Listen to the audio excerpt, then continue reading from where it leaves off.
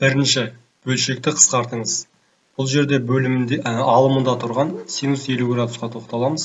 Синус 50 градусты түрлендіретін болсақ, оны былай жазуға болады. Синус 90 градус азайтылған 40 градус деп.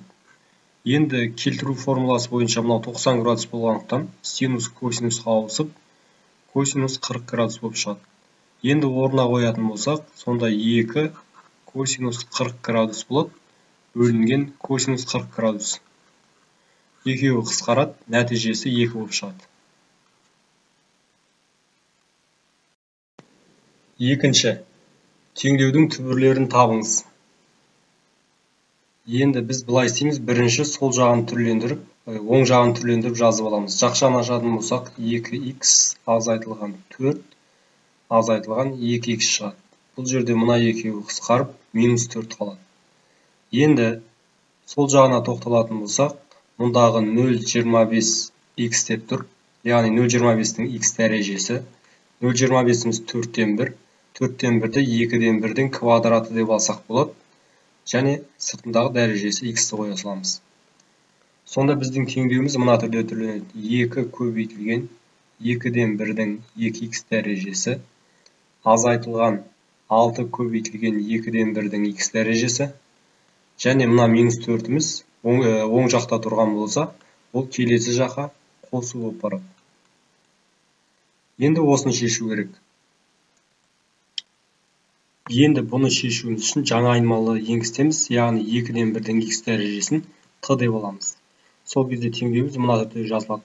2 көбейтілген т-ның квадраты азайтылған 6т қосылған 4 тең 0 болады. Енді теңдіктің екі жағында 2-ке бөлетін болсақ, т квадрат азайтылған 3т және қосылған 2 тең 0 болады. Бұдан т-ның бірінші мәнін табатын болсақ, ол 1-ге тең. Т-ның екінші мәнін табатын болсақ, ол 2-ке тең болады. Енді біз осыларды сәйкесінше мына орынға қойып, теңдеудің түбірін табамыз. Сонда 2-ден 1-дің х дәрежесі ол 1-ге тең болады. Бұдан х-тің мәнін табатын болсақ, х-тің мәні 0 болады. Себебі 2-ден 1-дің 0 дәрежесі мына 1-ге тең болады. Сол сияқты 2-ден 1-дің х дәрежесін 2-ке теңестіріп аламыз. Сол кезде х-тің мәні минус 1 болып шығады. Олай болатын болса, 0 және минус 1 деген д жауабы. Үшінші, теңдеулер жүйесінің түбірлерін табыңыз. Енді бұл жүйені шешу үшін біз мүшелеп қосуды қолданамыз. Мына 2 теңдеу берілген жүйеде сол екеуін қосамыз. Қосқан кезде мына 5-тің х дәрежесі мен 5-тің х дәрежесі жойылады. Нәтижесінде 2 көбейтілген 5-тің y дәрежесі шығады. 30-ға 20-ны қосатын болсақ, 50 шығады. Сонда 5-тің y дәрежесі 50-ді мына 2-ке бөлеміз, нәтижесі 25 болады. Бұдан y-тің мәні 2-ке тең болады. Енді x-тің мәнін табуымыз үшін мына y-тің орнына 2-ні алып кеп қоямыз. Сонда 5-тің квадраты азайтылған 5-тің х дәрежесі тең 20 болады. Бұдан минус 5-тің х дәрежесі минус 5-ке тең болады. Бұдан х-тің мәні 1-ге тең болады. Олай болатын болса, 1 және 2 болатын с жауабы. Төртінші, 2 сабада 180 литр қымыз бар. Бірінші сабадағы қымыздың 10%-ын екінші сабаға құйғанда, 2 сабада бірдей мөлшерде қымыз болады. Алғашқыда екінші сабада қанша литр қымыз болғанын табыңыз. Бұл есепті теңдеулер жүйесін құрып, толықтай шешіп шығуға болады, бірақ одан да оңай жолы нұсқалар таңдауды көрсетеміз. Бірден дұрыс жауабына тоқталатын болсақ, ол д нұсқасы болады. Алғашқыда екінші сабада 80 литр болған. Себебі бірінші сабада 100 литр болған. Екеуінің қосындысы 180-ді береді. Енді 100-дің 10%-ына тоқталатын болса, ол 10-ға тең. Олай болатын болса, 100-ден 10-ды азайтамыз, сол кезде 90 шығады. Осы алынған 10 литр қымыз 80 литрге барып қосылады, сөйтіп ол да 90 литр болады. Екеуі де тең болады. Сондықтан дұрысы осы д нұсқасы. Бесінші. Мына теңсіздікті шешіңіз. Енді бұл логарифмдік теңсіздікті шешу үшін біз бірінші мынаған тоқталамыз. Логарифмнің негізі 0,5 болып тұр. яғни 1-ден кіші. Олай болатын болса, былай жазып аламыз. X квадрат азайтылған 5x қосылған 6 теңсіздік белгісі ауысады. Яғни кіші болады 0,5-тің минус 1 дәрежесінен. 0,5-тің минус 1 дәрежесі ол 2-ге тең болады. Бұдан ары қарай квадраттық теңдеу шығады. X квадрат минус 5x минус болып келеді. Сонда қосу 4 кіші 0-ден болады. Алдымен біз бұны 0-ге теңестіріп түбірлерін табамыз. Яғни x-тің бірінші түбірі ол 1-ге тең. X-тің екінші түбірі ол 4-ге тең болады. Енді интервалдар әдісіне саламыз. Мына жерде асты сызылмағандықтан біз ашық түрде бояймыз. Яғни мынау 1 болады, кішісі, екіншісі, үлкені 4 болады. Енді 0 деген жауапты алып келіп қоятын болсақ, мынау 0 плюс 4 шығады. Сондықтан мына аралыққа плюс қоямыз, ал мына аралықтарға минус қоямыз. Енді логарифмнің біз анықталу облысына тоқталамыз. Анықталу облысы, яғни логарифмнің санын 0-ден үлкен деп аламыз. Бұны да 0-ге теңестіреміз. Сол кезде x-тің бірінші мәні 2-ге тең болады, x-тің екінші мәні 3-ге тең болады. Бұған да интервалдар әдісі бойынша координаталық түзу сызамыз. Сөйтеміз де 2 мен 3-ті белгілейміз.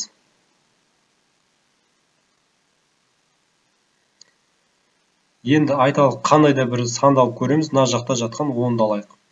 10-ды алатын болсақ, мынау 0-ден үлкен болады. Сондықтан мына жаққа плюс, мына жаққа плюс. Мына жерге минус болады. Бұл жерде жауап бізде 0-ден үлкен болғандықтан плюс аралықтар болады. Ал алдындағысында дұрыс шешімі минус аралықтар тұғын.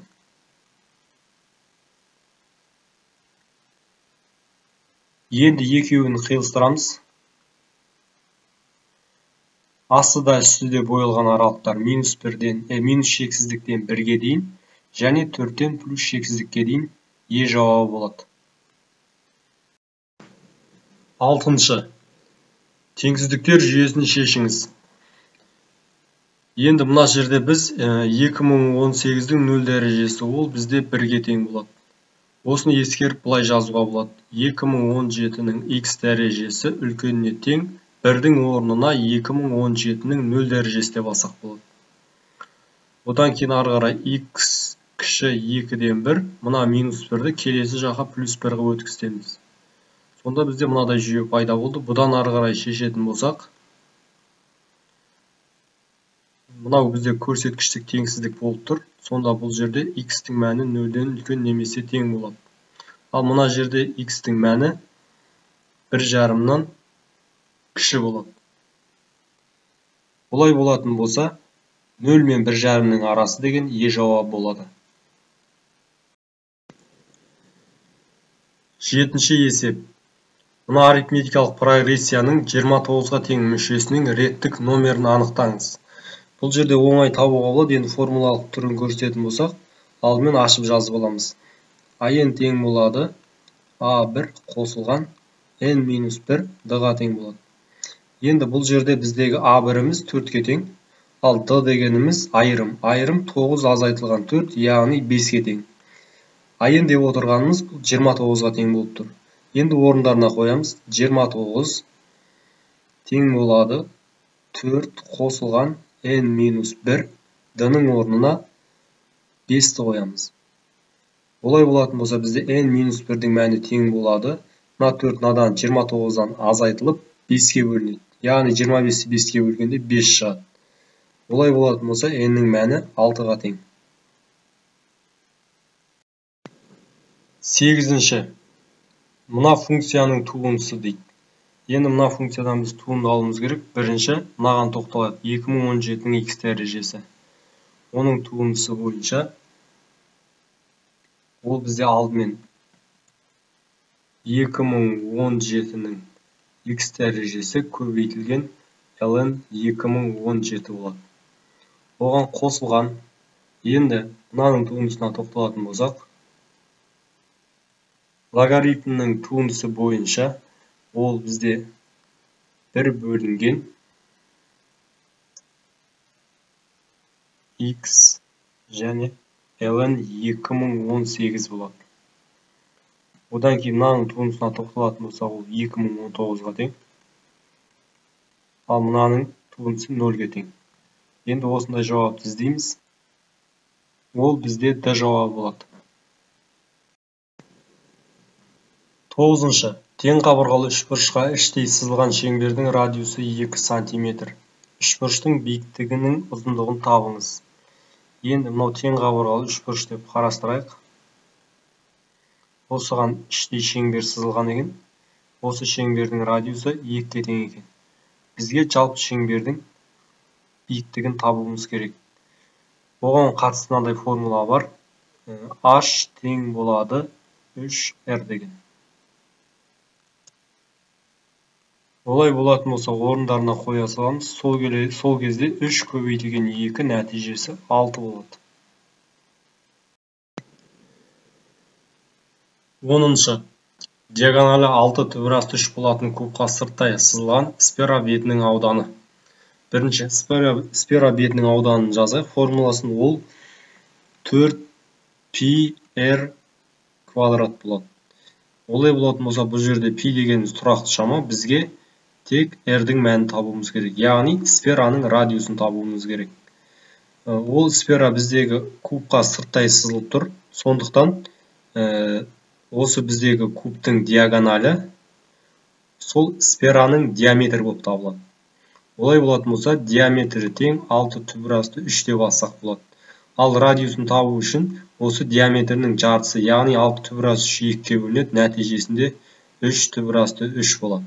Енді орнына қоямыз. S тең 4 көбейтілген пи-дің орнына жуық шамасы өзі көрсетіліп тұр. 3,14 және r-дің орнына 3 түбірасты 3-ті қоямыз. Енді мына екеуін көбейтетін болсақ, 12,156 болады. 3 түбірасты 3-тің квадраты ол 27-ге тең болады.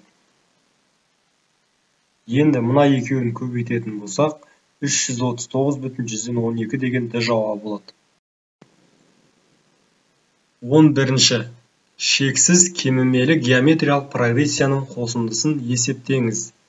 Формуласын жазамыз. B1 бөлінген 1 азайтылған Q. Мұндағы B1 деп отырғанымыз бірінші мүше 4. Q-ды табуымыз үшін екінші мүшесі 2-ні бірінші мүшесіне бөлеміз. Нәтижесі 2-ден 1 шығады. Енді орындарына қоямыз. 4, 1 азайтылған 2-ден 1. Олай болатын болса, 4 бөлінген 2-ден 1. Бұның мәні 8-ге тең болады.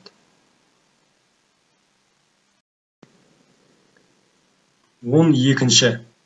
Егер косинус альфаның мәні минус 13-тен 12 болатын болса, және альфа пи бөлінген 2 мен пи-дің арасында жатса, яғни екінші ширекте жататын болса, онда синус альфаның мәнін есептеңіз.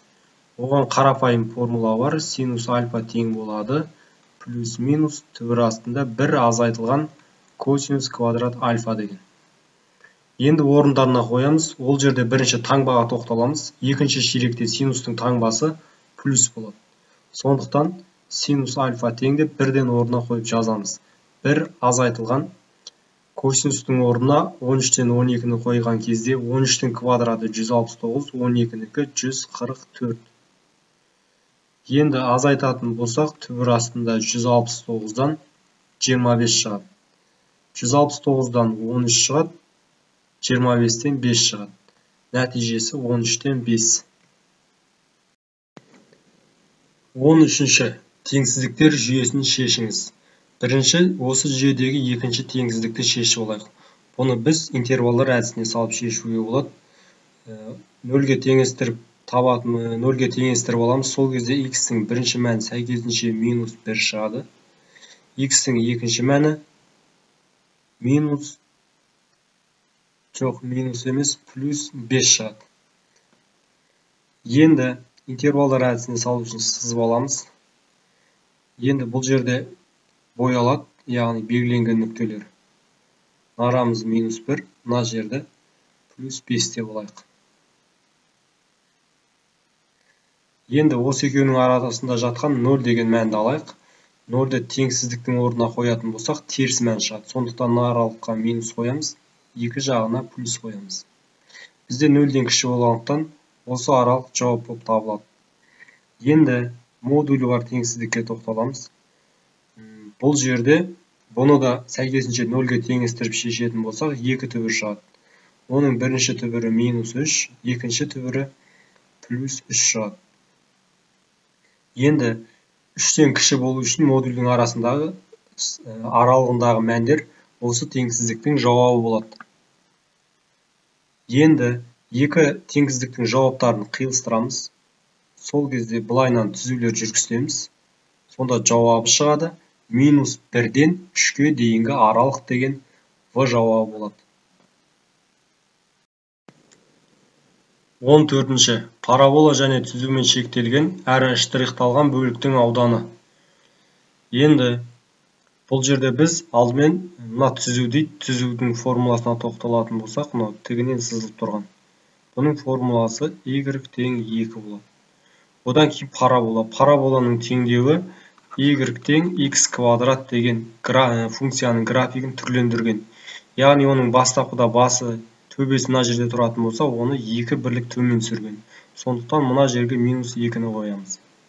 Енді бұның интегралын есептеу барысында алдымен үстіндегі жатқаннан астындағысын азайтамыз. Яғни үстінде бізде мынау жатыр, астында мынау болып тұр. Сондықтан біз 2 азайтылған x квадрат минус 2 деп аламыз.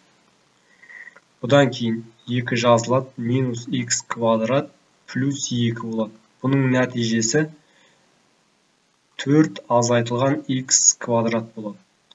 Енді интегралын құрамыз. Интегралды құрған кезде біз алдымен мына жартысының ғана ауданын есептеп аламыз. Сөйтіп 2-ке көбейтетін болсақ, толық штрихталған бөліктің ауданы шығады. Мына жерде бізде x-ін қарасақ, мына жерде 0, ал мына жердегі x-і 2-ке тең. Сондықтан 0 мен 2-нің аралығы дейміз. 4 азайтылған x квадрат dx.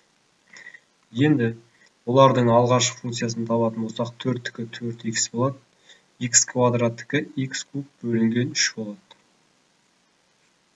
0 мен 2 деп қоямыз. Енді 2-ні қойып есептейтін болсақ, 8 азайтылған 3-тен 8.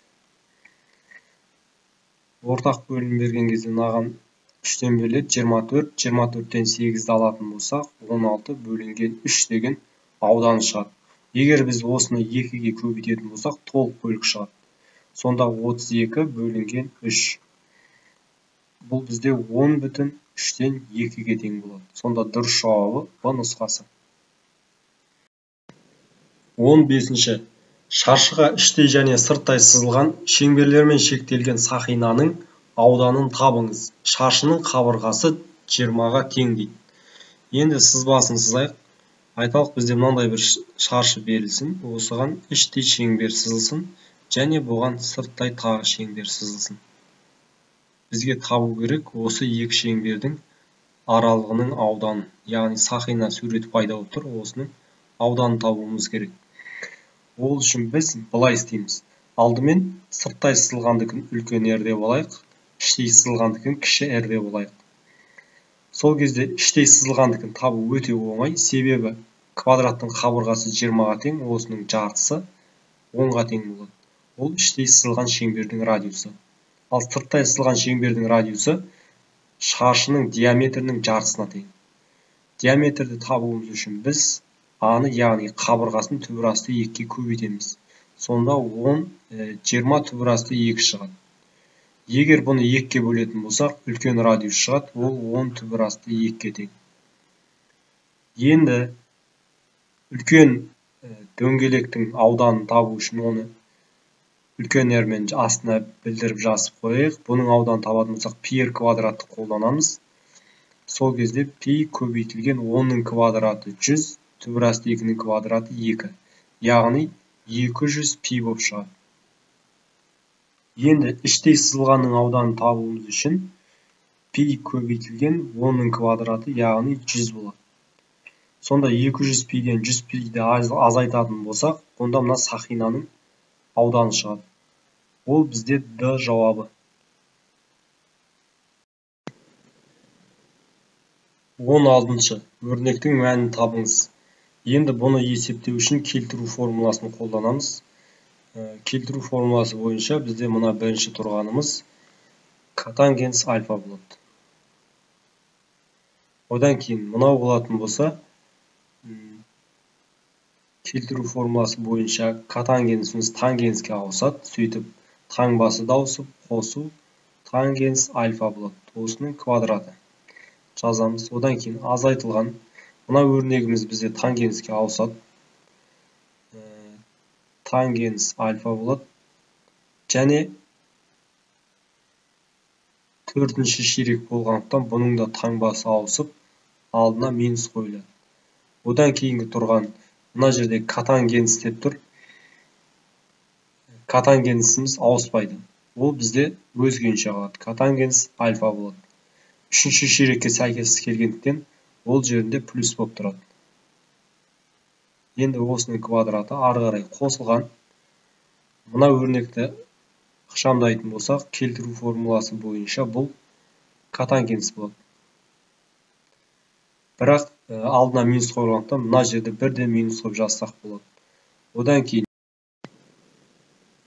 17. Ұзындығы 8 метр, ені 0,175 метр матадан 15 жастық тісі тігілді. Осындай өлшемдегі 10 жастық тісін тігу үшін ені 2 метр матадан ұзындығы неше метр мата керек болатынын анықтаңыз. Бұл енді пропорциямен шығады. Оны біз бұлай істесек болады. 8 көбейтілген 0,175, яғни осындай матадан 15 жастық тісін тігуге болады. Дәл сол сияқты ені 2 метр болатын, бірақ ұзындығы белгісіз болатын матадан 10 жастықты тігуіміз керек. Осыдан x табуымыз керек. X-ті табатын болсақ, пропорция бойынша 8 көбейтілген 0,175 көбейтілген мына 10 болады. Бөлінген 2 көбейтілген 15. Енді мына екеуін қысқартамыз. Мына екеуін қысқартатын болсақ, мына жерде 20 шығады. 20 мен 10 қысқартқан кезде 2 қап кетеді. Мына екеуінің көбейтіндісі 4. 8-ді 4-ке бөлетін болсақ, 2 шығады. Сонда дұрыс жауабы D нұсқасы болады. 18. Теңсіздіктер жүйесін шешіңіз. Енді ортақ бөлімге келтіріп аламыз. Бірінші теңсіздікте ортақ бөлімі 8. Сондықтан мына жерге 4-ке, мынаны 2-ге, ал мынаны 4-ке көбейтеміз. Сол кезде 4x азайтылған 14 үлкен болады 20x азайтылған 7. Екіншісінде дәл солай істесек болады. Ортақ бөлім 12, сондықтан мына жерге 3, мына жерге 12, мына жерге 4.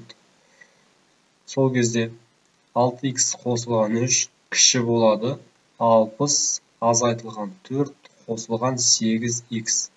Міне бізде жаңа жүйе пайда болды. Енді осыны шешеміз.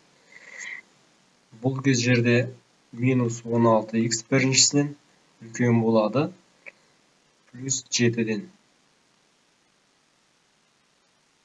Енді екіншісіне тоқталатын болсақ, минус 2x 60-тан 4 тасақ 56, 56-тан 3 тасақ 53 болады.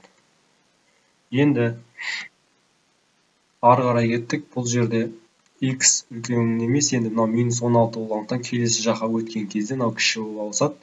7 бөлінген 16-дан. Сол сияқты мына жерде де ауысады, x үлкен болады. Минус 53 бөлінген 2-ден. 53-ті 2-ке бөлетін болсақ, бірақ бұл жерде жауап сонымен берілгендіктен бұны бөлудің еш қажеті жоқ. Минус 53 бөлінген 2-ден минус 16-дан 7-ге дейінгі деген В жауабы болады. 19. Тіктөртбұрыштың бір бұрышынан шыққан диагоналі мен ұзындығы түбірасты x болатын қабырғасының арасындағы бұрыш 35 градус болса, тіктөртбұрыштың периметрін табыңыз. Алдымен сызбасын сызайық. Мынау қандай да бір тіктөртбұрыш деп қарастырайық.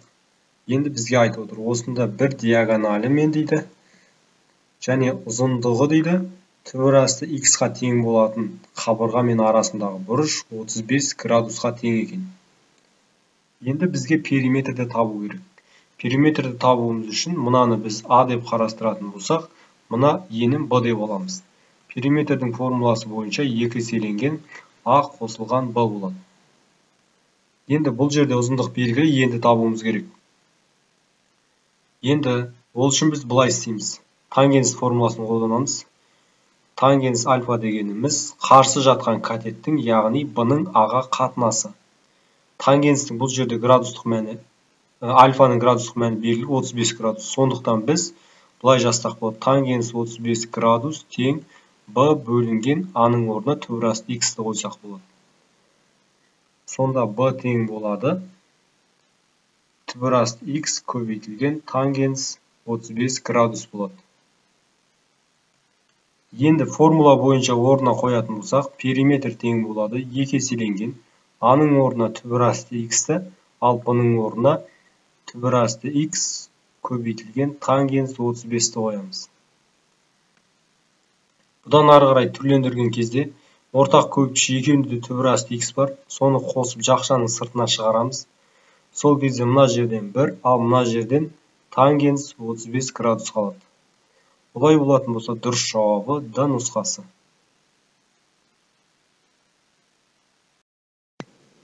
20-шы есеп. Цилиндрдің өстік қимасындағы диагоналдарының арасындағы бұрыш 90 градус. Егер бір бетінің ауданы 4 пи болса, цилиндрдің биіктігін табыңыз. Алдымен цилиндрдің сызбасын салайық. Мынау қандай да бір цилиндр болсын. Енді осының өстік қимасының өстік қимасы дейді. Өстік қимасы ол бізде мына 4 бұрыш ретінде қарастыруға болады. Өйткені өстік қимасы мына аралықтар болады. Енді өстік қимасында бұлай диагоналдар жүргізген кезде арасындағы бұрыш 90 градус болған екен. Егер бұлар 90 градус болатын болса, тік төртбұрышта, ондай жағдайда бұл квадрат деген мағына береді. Яғни біздегі мынау H биіктігі, ал мынау табанындағысы, табанындағы шеңбердің диаметрі болады. Сонда бұлай жазсақ болады. Диаметр тең H деп алсақ болады. Ал диаметр дегеніміз 2 радиусқа тең болғандықтан H-ты 2 R-ге тең деп алсақ болады. Енді бір бетінің ауданы берілген, оның формуласын жазайық алдымен 2 пи R H болады. Осының мәні 4 пиге тең болып тұр екен. Енді H-тың орнына біз 2 R-ді қоямыз. Сол кезде 2 пи көбейтілген R көбейтілген 2 R тең 4 пи болады. Пи мен пи қысқарады. Одан кейін R квадрат тең болады. Мына екеуі көбейтіліп 4 болып, келесі жаққа бөлу болып барған кезде 1 шығады. Одан радиусы 1-ге тең болады. Енді бізге бұның биіктігін табуымыз керек. Мынаны табуымыз үшін радиустың орнына табылған 1-ді қоямыз. Нәтижесі сонда 2 шығады. 21-ші. Мына өрнекке тең болатын сандарды көрсетіңіз. Бұл жерде ортақ бөлім, яғни мына бөлімдерінің көбейтіндісі болып табылады. Енді сондықтан біз мыналардың біріншісін 3 минус түбір асты 2-ге көбейтсек, екіншісін 3 қосылған түбір асты 2-ге көбейтеміз. Енді 3-ті мына 2-ге көбейтетін болсақ 6 болады. Одан кейін азайтылған 2 түбір асты 2 қосылған 3-ге мына 2-ні көбейтетін болсақ 6 болады. Сосын осы 2-ге түбір асты 2-ні көбейтсек 2 түбір асты 2 болады. Ал бөлімі мына екеуінің көбейтіндісі болса, қысқаша көбейту формуласы бойынша 9 азайту 2 болып шығады. Бұл жерде мына мен мынау қысқарады. 6-ға 6-ны қоссақ 12 бөлінген 7 болады. Бұны аралас санға айналдырсақ 1,7-ден 5 шығады. Енді 1,7-ден 5 деген Д жауабы және 7-ден 12 деген Ж жауабы. Осы екеуі болады. 22-ші. 2х квадрат қосылған 5х тең 3 теңдеуінің түбірлерінің көбейтіндісіне тең жауаптар дейді. Енді барлығын бір жаққа жинақтаймыз. Сонда 2х квадрат қосылған 5х азайту 3 тең 0 болады. Енді бұл жерде былай істесек болады, барлығын 2-ге бөліп жүрсек, x квадрат қосылған 2,5x азайтылған 3 бөлінген 2 тең 0 болады. Енді Вет теоремасына сәйкес, теңдеу түбірлерінің көбейтіндісі бос мүшеге тең болады. Бос мүше минус 3 бөлінген 2. Бұл бізде минус 1,5-ға тең болады.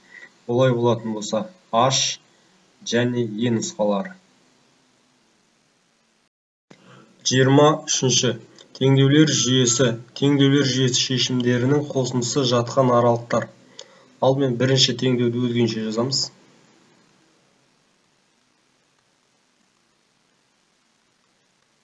Ал екіншісін теңдігінің екі жағында 3-ке көбейтіп жазамыз. Сонда ол 3 көбейтілген 2-ның x дәрежесі, азайтылған 3 көбейтілген 3-ның y дәрежесі тең 3 болады. Осындай жүйе пайда болды. Енді біріншісінен екіншісін мүшелеп азайтамыз. Сол кезде мына екеуі жойылады. Мына минус пен мына минус плюс болады. Сонда 5 көбейтілген 3-дің y дәрежесі болады. 18-ден 3 алсақ 15 болады. Енді 3-дің y дәрежесі мынау көбейтіліп тұрған 5 бөліп барғандықтан 3 болады. Бұдан y-дің мәні шығады, ол 1-ге тең. Енді екінші теңдеуді пайдаланып x-тің мәнін тапсақ болады. Сонда 2x тең 1. Мына жерде минус 3y болғандықтан оны келесі жаққа 3-дің y дәрежесі, яғни плюс қылып жібереміз. Сонда 2x тең болады 1 қосылған y-тің мәні 1-ге тең, сондықтан 3 болады. Сонда 2x-іміз 4-ге тең. Бұдан x-тің мәні 2 шығады. Енді бізге айтады, шешімдерінің қосындысы дейді. 2-ге 1-ді қосамыз, 3 шығады. 3 жататын аралықтар керек. Ол бізде O нұсқасы, одан кейін E нұсқасы және H нұсқасы. 24. Асан бір сан ойлады. Егер ол сол санға ойлаған санның 50%-на тең санды қосып, 15-ке бөлгенде 15 саны шығады. Асанның ойлаған санының бөлгіштерін табыңыз. Енді есепті шешу үшін бұлай алайық. Асанның ойлаған санын x деп алайық. X санның 50%. X санның 50% дегеніміз x-ті 100-ге бөліп 50-ге көбейту деген мағына береді. Бұл жерде мына екеуі қысқарады, мына мен мынаны бөлетін болсақ 2 шығады. Сонда 2-ден 1. 2-ден 1 x дегеніміз 0,5 x деген мағына береді. Олай болатын болса, x қосылған 0,5 x болады. Осыған ойлаған санның 50%-на тең санды қосып 15-ке бөлгенде дейді. Осыны 15-ке бөлген кезде нәтижесінде 15 шығады дейді. Енді мына екеуін қосамыз. Ол 1,5 x-қа тең болады. Ал мына 15 болатын болса, мына жаққа көбейту болып барады. Сол кезде ол 225-ке тең. X-тің мәнін табуымыз үшін 225-ті 1,5-ға бөлеміз. 225-ті 1,5-ға бөлетін болсақ, 150 шығады. Енді сұрағына тоқталатын болсақ, осы ойлаған санының бізге бөлгіштерін дейді. Яғни 150-дің бөлгіштері 30 болады, 75 болады. Осы 25-ші. Мына теңсіздігін шешіңіз. Енді бұл жерде жақшаны ашамыз алдымен. 4-ке 3-ті көбейтсек 12t болады. Азайтылған 4, азайтылған 3t қосылған 3 болады. Үлкен 6 қосылған 2t. Енді t-лардың астын сызып алайық. 12t-дан 3-тін азайтсақ 9t болады. Азайтылған 2t, үлкен 6. Мына жерде минус 4, плюс 3, ол минус 1, келесі жаққа плюс 1 болып барады. Мына жерде 7t, үлкен 7-ден. Олай болатын болса, t-ның мәні 1-ден үлкен болады. 1-ден үлкен дегеніміз 1-ден плюс 8-ге дейінгі аралық. Және сонымен қатар g дегендер нұсқа болады. Осы екеуі. 26-шы. Теңдеулер жүйесінің түбірі бола алатын жауаптарды көрсетіңіз. Яғни бұл жердегі жауап нұсқаларын тексереміз. Бірінші А нұсқасы. А нұсқасында x-тің орны минус 2-ның 6 дәрежесі болып тұр. Мына жердегі біздегі түбірдің көрсеткіші 6, яғни жүк болғандықтан, ол теріс сан болмау керек, сондықтан А нұсқасы жауап бола алмайды. Дәл сол сияқты G нұсқасы және F нұсқалары. Одан кейін мына жерде -1 деген сан болғандықтан аш жауабы жауап бола алмайды. Енді мына 4 жауапты тексереміз. Бірінші В нұсқасына тоқталатын болсақ, 2-ның 6 дәрежесі мына жерге қоямыз. Ол 2-ның 6 дәрежесі, ананы біз 6-дан 1 деп алсақ болады. Және азайтылған түбірден 1 шығады. Сондықтан бұл жерде 2 азайту 1 тең 1 шығады. Енді оны біріншісіне қойып тексеретін болсақ, біріншісіне 2-ның квадраты шығады және қосылған 1. Бұл 5 болады. Сондықтан осы жауап келеді екен. Енді С нұсқасы 64. 64 дегеніміз 2-ның 6 дәрежесіне тең, ал 1 дегеніміз 2-ның 0 дәрежесіне тең. Сондықтан С жауабы да болады. Енді Д жауабына қарайтын болсақ, мына екінші теңдеуге қойып тексерген жағдайда біріншісінен 1 азайтылған, екіншісінен 2 шығып қалады. Бұл бізде -1-ге тең болады да, мына 1-ге тең болмай қалады. Сондықтан бұл жауап бола алмайды. Келесі Е нұсқасы. Е нұсқасы да жауап бола алмайды. Олай болатын болса дұрыс жауабы В және С нұсқалары. 27-ші. Y тең -x квадрат қосылған x және y тең 0 сызықтарымен шектелген фигураның ауданының мәні жататын аралықтар. Есепті шешу үшін біз алдымен координаталық жазықтықты сызып аламыз. Координаталық жазықты сызып болғаннан кейін алдымен мына функцияның графигін саламыз. Ол үшін біз x-ға мәндер береміз. Алдымен x-ға -1-ді берейік. Сол кезде y-тің мәні, яғни мына x-тердің орнына -1-ді қоятын болсақ, онда -2-ге тең болады. Ол бізде мына нүкте болып табылады. Енді x-тің мәніне біз 0-ді береміз. 0-ді берген кезде y-тің мәнінде сәйкесінше 0 шығады. Одан кейін x-тің мәніне 2-ден 1-ді береміз. 2-ден 1-ді берген кезде y-тің мәні ана жерде -4-ден 1 плюс 2-ден 1 шығады. Сөйтіп бұның нәтижесі плюс 4-ден 1 болады. Сонда 2-ден 1 болған кезде 4-ден 1 дегеніміз мына нүкте. Сол сияқты x-тің орнына енді 1-ді берген кезде y-тің мәні 0-ге тең болады. Олай болса бізде график мынадай түрде болып шығады. Сонда бізге екінші сызыққа тоқталатын болсақ, y тең 0 деген. Y тең 0 деген, y 0 нүктедегі мына мән болады. Сонда ол бізде мына сызық болатын. Ал біздегі сол сызықтармен шектелген фигура осы болып табылады. Бұның ауданын табуымыз үшін мына жерден 2-ден 1-ді белгілеп аламыз да, осы жерден тең деліп 2-ге бөлеміз. Сөйтіп бірінші біз мына бөліктің ауданын табамыз. Оны табу үшін былай істейміз. Интеграл 2-ден 1-ден 1-ге дейін деп аламыз. Одан кейін үстіндегісі 0, анау азайту болып түскен кезде плюс мәнмен түседі. X квадрат, ананың да кері таңбасы плюс -x болады. Сыртында dx. Енді алғаш функцияларын табатын болсақ, ананыкі x куб бөлінген 3, ананыкі x квадрат бөлінген 2 болады. Енді бұл жерде төменгісі 2-ден 1, жоғарғысы 1 болады. Бірінші 1-ді қойып есептейтін болсақ, 3-ден 1 азайтылған 2-ден 1 болады. Одан кейін 2-ден 1-ді қоятын болсақ, бұл кезде азайтумен 3-ге 8 көбейтіліп 24-ден 1 болады. Одан кейін қосылған 4-ге 2-ні көбейтсек 8-ден 1 болады. Ортақ бөлім 24-ден. Сондықтан мынаған 8, мынаған 12, мынаған 3-ден береміз. Ортақ бөлімін жазып аламыз. 8 азайтылған 12, азайтылған 1, қосылған 3 болады. Бұның нәтижесі теңін яға жаза берейін. 24-ден анадан 4, 5, 5-тен 3 тасақ 2 болады. -3 шығады. Бірақ бізде ауданның көлемі оң мән болғандықтан 24-тен 2 деп аламыз. Екеуін қысқартатын болсақ, 12-ден 1 шығады. Яғни мынау штрихтаған боялған бөліктің ауданы 12-ден 1. Дәл осындай тағы бір бөлік бар болғандықтан 12-ден 1-ді 2-ге көбейтеміз, нәтижесі 6-дан 1 болады.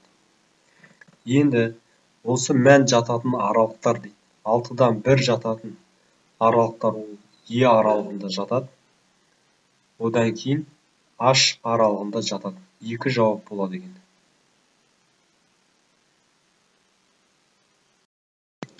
28-ші центрлері О және О1 болатын шеңберлер А және Б нүктелерінде қиылысқан. Егер әрбір шеңбер екіншісінің центрі арқылы өтсе, онда АОБ және ОАО1 бұрыштарын табыңыз. Енді алдымен берілген шартқа сәйкес шеңберлерді сызып алайық. Біреуінің шеңберінің центрін О деп алдық, екіншісін О1 деп алдық. Және әрбір шеңбер екіншісінің центрі арқылы өтсе дейді. Сондықтан бізде мынаны былай сызуға болады. Шеңберге сәл ұқсамады, бірақ жалпы түсінікті болу үшін. Және қиылысқа мына екі нүктенің сәйкесінше А және Б деп алыңдар дейді. Енді бұл жерде аңғаратын нәрсе, айталық мынаның радиусын тапсақ, мына жер бізде R-ге тең болады. Дәл сол сияқты одан былай қарай жүрсек, мынауда радиус болады, және мынауда радиус болады. Енді мынау бірінші шеңбердің радиусы болғандықтан, мынауда оның радиусы болады, мынауда радиус болып табылады. Яғни барлық сызықтар тең. Енді бірінші бізге АОБ. АОБ дегеніміз мына А нүктесі, О нүктесі және В нүктесінен тұратын бұрыштың мәні. Оны біз былай белгілеп қоямыз. Бұл жерде мына үшеуі тең болғандықтан тең қабырғалы үш бұрышты береді. Сондықтан мына жері 60 градусты берсе, мына жері де 60 градусты береді. Екеуін қосатын болсақ, осы АОБ-ның мәні шығады, ол 120 градус. Екінші ОАО1. ОАО1. Ол бізде мына бұрыш болып табылады. Тең қабырғалы үш бұрыш болғандықтан бұл бұрыш 60 градусқа тең болады. Сондықтан дұрыс жауабы В және F. 29-шы. Мына f от x функциясының туындысына және мынандай өрнегінің мәніне тең болатын жауаптарды көрсету керек. Алдымен біз туындысын тауып алайық. Туындысын табатын болсақ, штрих қоямыз. Сол кезде 12 алдына түседі, сөйтеді де x бөлінген 3 плюс 2 болып жазылады. Және мына жердегі дәреже кеміп 11 болады. Сосын мынаның ішінен туындалатын болсақ, ол 1-ге тең, 3-тен 1-ге тең болады. Осыны жазып аламыз. Бұл жерде мынамен мынау қысқарып, мына жері 4-ге тең. Бұлай болатын болса, 4 көбейтілген x бөлінген 3 қосылған 2-ның 11 дәрежесі болады. Осы бізде берілген өрнектің, яғни функцияның туындысы. Бізге сол бірінші туындысына тең болатын жауапты көрсет дейді. Олай болатын болса, ол бізде С нұсқасы. Енді одан кейінгі сұрап отырған нәрсе мына өрнегінің мәніне тең болатын дейді. Яғни туындысындағы x-тің орнына бірінші минус 6-ны қойып есепле дейді. Олай болатын болса жазамыз. Минус 6-ны қойып бөлу 3 плюс 2. Осының 11 дәрежесі. Осыны есептесек 4 өз орнында тұрады. Минус 6-ны 3-ке бөлсек минус 2 плюс 2. Осының 11 дәрежесі. Мынау 0-ге тең болады. 0-дің 11 дәрежесі. 0-ге тең, 0-ді 4-ке көбейтсек 0 шығады. 0-ді мына санға көбейтетін болсақ, онда бәрібір 0 шығады. Сондықтан бұл өрнектің көбейтіндісі В нұсқасы болады. Осы екеуі дұрыс жауабы.